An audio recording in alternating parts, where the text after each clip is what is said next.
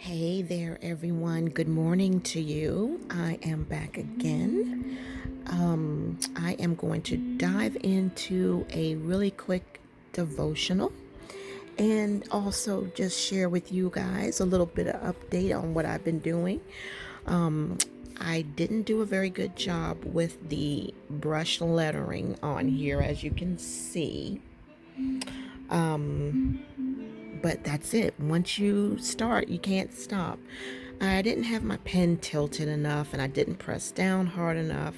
And then I messed up right here, so I made a fake kite.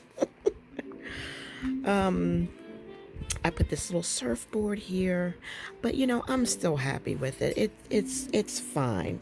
It's no big deal.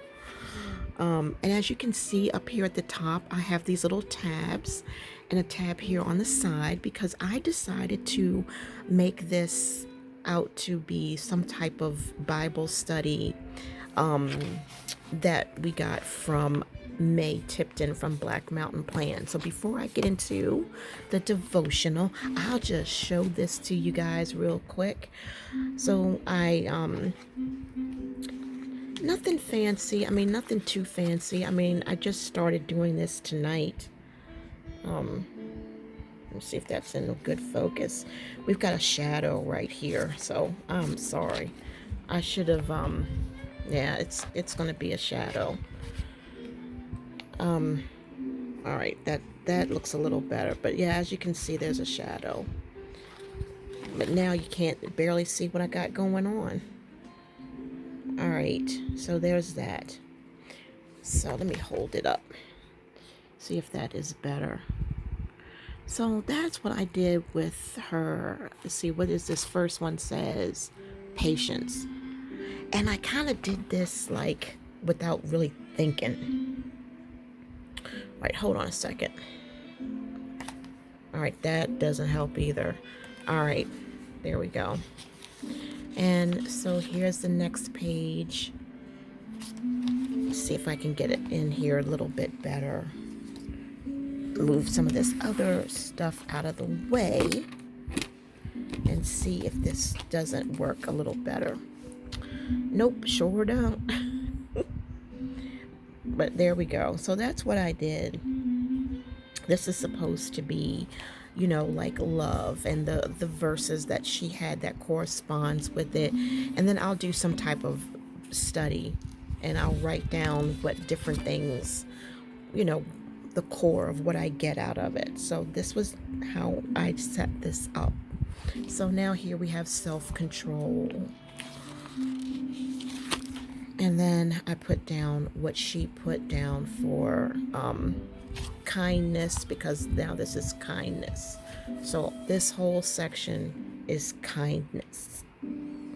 And prior to that, this whole section is self-control. Okay, and this whole section is kindness. And that's the end of those. And this whole section is love. And then this whole section is patience. And I didn't even put them in the biblical order. I just threw them together. I should have at least put them in biblical order. But anyway, they are removable. So if I really tried, I could probably pull it off, but I'm not gonna go through all of that. It is what it is. It's still a really nice little decorated thing.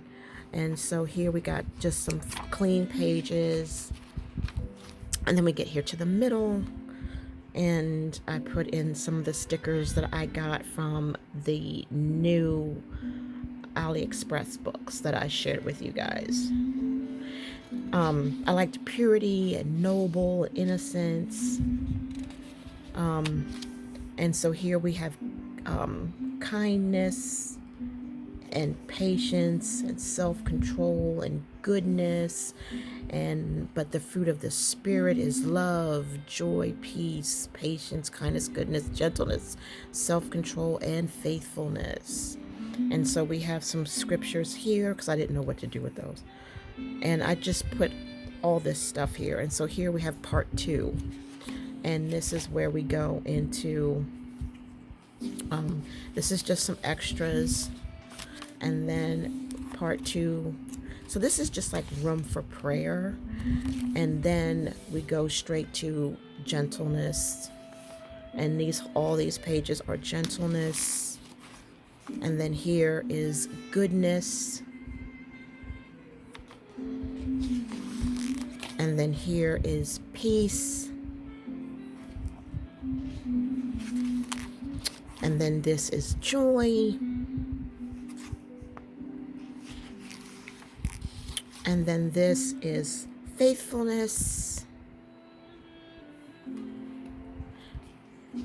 And then that's the end of that. And then it skips and we have these again, these types going on. Just some more Bible scripture. So that's really what this book is just going to be about. It's just going to be about my thoughts, my feelings, what I've learned, what God has shown me through his word, a little section for prayers, and, Ocean City, Maryland, and that's the best prayer place for me is sitting on the beach. And I've done that, just sat out there on that beach all by myself late at night, just praying to the Lord. And so the first section, you see, we got it kind of evened out, and then in the back they're kind of together. So I like that. I do. It's not that bad. It's not that bad at all. So that's what that is. So how are y'all tonight? I am hungry. And I don't know what is going on. Yesterday I didn't have hardly any appetite. And today I am just hungry. And I think it's because I started the day out wrong. I just ate like a half of a turkey sandwich for breakfast. And I should have had a protein shake, and I should have had my bacon, and I should have had my eggs, and I should have had my beans, but I just didn't feel like cooking all that. And so, I kind of see when I don't stick to that right thing, that pattern, giving me that bacon and eggs and beans for breakfast and a protein shake for breakfast, it kind of messes me up the rest of the day. So I had some beef stew that Gary made, and I had the other half of the turkey sandwich, and then I had a popcorn. And I'm like, oh my Lord, I'm still hungry, as if I have eaten nothing. So I'm like, you know what? That's it. I don't care how hungry I am. I'm taking NyQuil and I'm going to sleep. Simple as that. All right. So I just grabbed this book and I just opened it up to whatever it came on. And we're just going to go ahead and we're just going to read this together. So June 16th says, the right perspective on sorrow. As children of God, we have the guarantee that no measure of sorrow or pain will break us. We can be sad over loss, but God expects us to see this sorrow in perspective. We have we have hope because God has repeatedly promised us his loving and comforting assistance. Christ gives us the strength to face any kind of disaster with dignity. The most precious experience in life are not found in times of superficial pleasure, but in the hour of the most painful sorrow, when we see God much more clearly. That's why we experience sorrow and loss as a prelude to the better things in life. Dear Father, you taught us to find strength in being quiet and in trusting you. Please give me strength in the dark hour.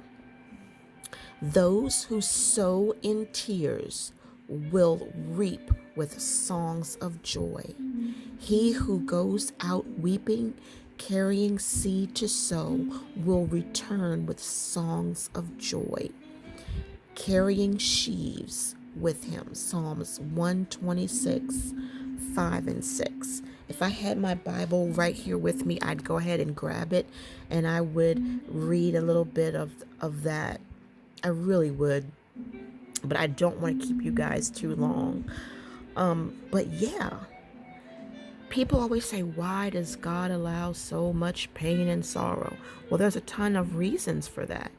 But this particular reason right here is extremely important, because if we had things our way all the time, if we were happy dappy jappy all the time, then what would our prayer life be like? What would our relationship with God be like? What draws us closer to God? The pain and the sorrow, the hurt, regardless of what it is. And the last 12 years of my life has been a roller coaster ride of pain and sorrow and health issues. And those were the years that I became the closest to God, that I've learned the most, that I've experienced things that, I never expected to experience. And then I would be able to watch Him, you know, guide me through things and, help me up the hill a little bit and hold my hand while I'm down in the valley. And I wouldn't trade that for anything, because there's no way that I could be the person that I am today if I didn't go through the pain and sorrow and suffering and loss that I went through yesterday. And even to this day, there are things that, I feel like maybe if God were to just give me that maybe it would weaken my prayer life. Maybe it would weaken my relationship with Him. Maybe I wouldn't pray as much, or maybe I wouldn't pray with as much passion because I'm just happy and I'm okay. Maybe I wouldn't be as excited about His returning. I'm just throwing things out there. And I don't care how happy I am here on earth. It could never be better than in heaven or to be with God. But I'm just throwing out there reasons why the answer may be no for some things in our lives, because God knows what's best for us, and anything that would cause us to be pulled from Him, or anything that would hinder our growth or hinder His purpose being fulfilled in our life, He's not going to grant it to us, because because He knows everything before and after and during, and after and during and before, whereas we just can't even see past 5 minutes. We can only see what is right before us. So I love this right here. As children of God, we have to go through. And I truly believe that the tears I reap today that are of sorrow will in tomorrow be tears of joy. And that has no price. There's just no price. It's priceless. So having the right perspective on sorrow is what we all need right now, because a lot of people are experiencing a lot of sorrow. And I think that if we just focus on God Himself and our relationship with Him, and allow Him to hold us with His righteous right hand and guide us through all of our pains and sorrows, that's all we need to do. Because it's opening up a door for Him to bless us, for Him to help us, for Him to show Himself to us. Because if we're happy and everything's perfect, then all we have to do is, Lord, thank You for my happy dappy life. Thank You for everything going so good.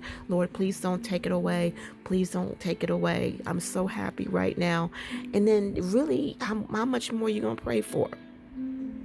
So I love that. I love that.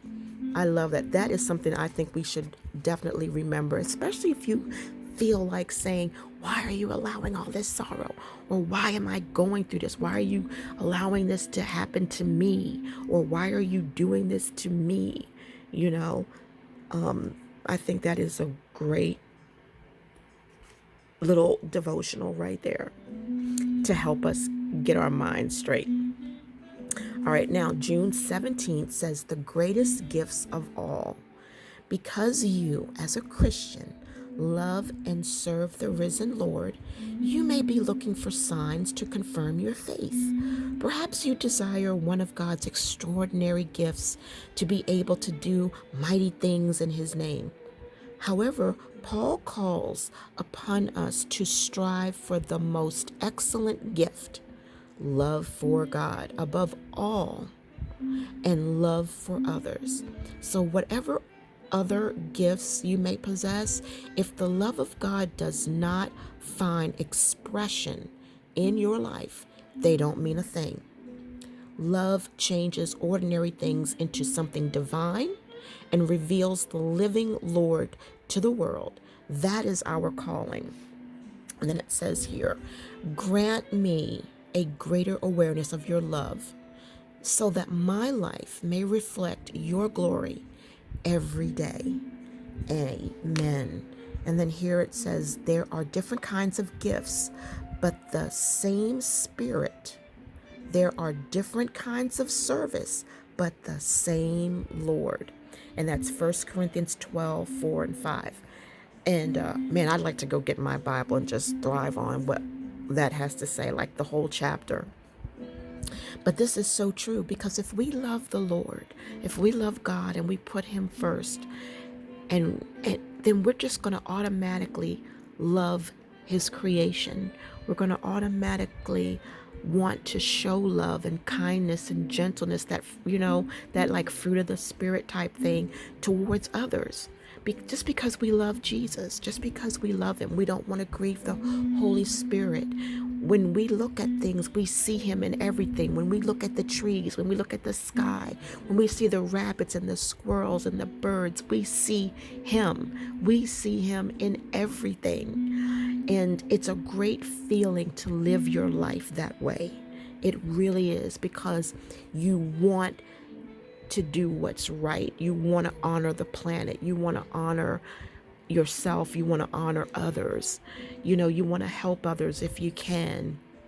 It brings you great joy to show love to other people, because you know that you love God and that's Him in you. And, it makes you feel all warm and fuzzy inside. But really, it does. It really and truly does. I remember back in the day when I would quickly kill a moth out of fear, or kill a bee, or kill a wasp, or kill a cricket. And I can't do that anymore. I mean, I will kill a spider or a stink bug, but I try to capture them and throw them out the window. I don't want to take the life of another animal or being or insect if I don't have to. All because of fear. I want to be one with nature because I love Jesus so much and I see Him in everything, and so it brings me a great level of happiness, if a bug or something flies in my house, to capture it and set it free. And I don't like doing bad things, and I don't like reacting in a bad way, because that's what the tradition is. A cricket's in the house, kill it, kill it, kill it. Or, oh, they're so nasty, they're so gross, kill it, kill it, kill it. No, why would you do that? They won't even harm you. They'll just hop on you, and being taught to be afraid of insects, being taught to be afraid of everything is not good at all. But once you grow in Christ and you learn and you start loving Him and you feel His love for you, you will show love to others. You really and truly will. It will happen. And, from the smallest little thing, because you see Him in everything. And that's how I feel. And I'm glad about it. I'm truly, truly glad about it. And you won't want to litter. You'll have a conscience about littering. You'll have a conscience about being honest. You're not going to practice lying. So all of these things come just because of love. Love will make you do things to honor Christ, just because you love Christ. You want to be kind to others, but you also need to be kind to yourself as well. And I think I'm more kinder to others than I am to myself. It's true. I'm telling you, it's true. You know, so there are different kinds of gifts, but the same Spirit. And there are different kinds of service, but the same Lord. So that's beautiful right there. I love that. So we are at 20 minutes. So if I go get my Bible, I will probably go over 30 minutes. So I'm going to go ahead and stop right here and just say to remember that weeping only lasts for a time, but joy cometh in the morning. And he's going to take your ashes and exchange them for beauty. And remember that. So hang in and hold on and love yourself, love God, love others. And believe me, it will help you to walk a more easier walk, to let go of bitterness and to let go of anger and to walk in the love of God. It is a powerful thing. It really and truly is. And it will help you to make better decisions in your life. It will help you to seek God before you go jumping into something. Lord, what would you have me to do on this? Is this the right thing for me to do? And you'll have an ear to hear what he has to say to you. And all of this is because of love. And he loved us first. That's what makes it possible for us to love him and to love each other. Absolutely. So you all have a wonderful night. Love yourself and love the Lord and love others. And when I say others, I mean from A to Z. A to Z. All of God's nature, all of God's animals, all that have life. Life is precious for all. For all. So with that being said, y'all have a blessed night and head on over to Black Mountain Plans and take advantage of this opportunity to get those faith kits. They are beautiful. The florals are beautiful. The scriptures are beautiful. And Lord knows that May put a lot of time and effort to make those things for us, and I am truly grateful to her for that. And so yeah, head on over to Black Mountain Plans, and I will see y'all in the next video. Bye.